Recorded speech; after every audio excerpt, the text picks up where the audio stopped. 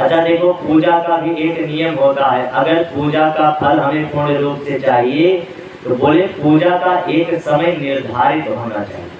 भक्ति भाव ठीक है, अपनी जगह है, भगवान भक्त के वश में होते हैं, लेकिन जो पूजा का नियम है, किसी पाठ का नियम है, वो अपने नियम पर ही होना चाहिए। जैसे अगर मान लीजिए आप हनुमान जी की ही आराधना करते हैं और हनुमान चालीसा का ही पाठ करते हैं, हनुमान जी की पूजा करते हैं, तो उसका एक समय निर्धारित कीजिए। मान लीजिए आप सुबह 8 बजे करते हैं पूजन, तो प्रतिदिन भगवान का पूजन और हनुमान चालीसा का पाठ आप 8 बजे ही करिए। क्यों? क्योंकि आपके नियम को देखकर वह देवता या उन देवता की ऊर्जा उस समय विद्यमान होने लगती है। जैसे कुछ दिन अगर आप 8 बजे कहीं पर बैठकर हनुमान चालीसा का पाठ करने लग जाएं, तो उन हनुमान जी महाराज की शक्ति वहां पर विद्यमान होने लगती है। अब बोले आज हमने 8 बजे किया,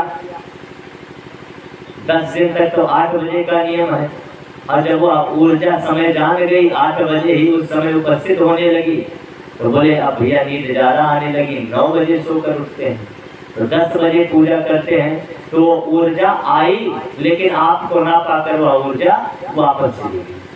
अब जब वो ऊर्जा वापस चली गई, अब कुछ दिन तो आप 10 बजे जप करने बैठे, पाठ करने बैठे, तो अब 10 बजे का नियम हो गया, तो धीरे धीरे करके आपके मंत्र से, आपकी चालीसा पाठ से जो ऊर्जा एकत्रित हुई, उस ऊर्जा के द्वारा जब उस हनुमान जी की ऊर्जा को उसने खींचना प्रारंभ किया, तो ऊर्जा 10 बजे के समय पर आने लगी। अब कुछ दिन 10 बजे के समय, उसके बाद फिर आप 8 बजे करने लगे।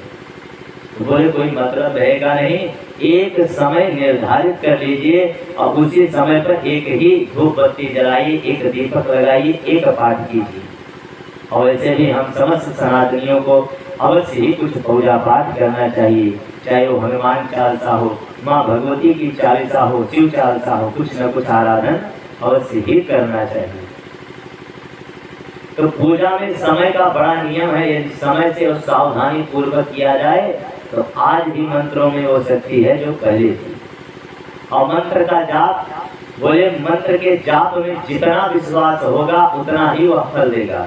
अरे मंत्र जाप मम दृढ़ विश्वासा, मंत्र जाप मम दृढ़ विश्वासा, पंचम भगति सो वेद प्रकाशा, पंचम भगति सो वेद प्रकाशा, सो वेद प्रकाशा। भगवान की भक्ति के 9 रूप बताए गए हैं, जिसमें 5वां रूप है भगवान का, भगवती का मंत्र जाप करना, वो भी पूर्ण विश्वास के साथ। ये 5वीं भक्ति है। तो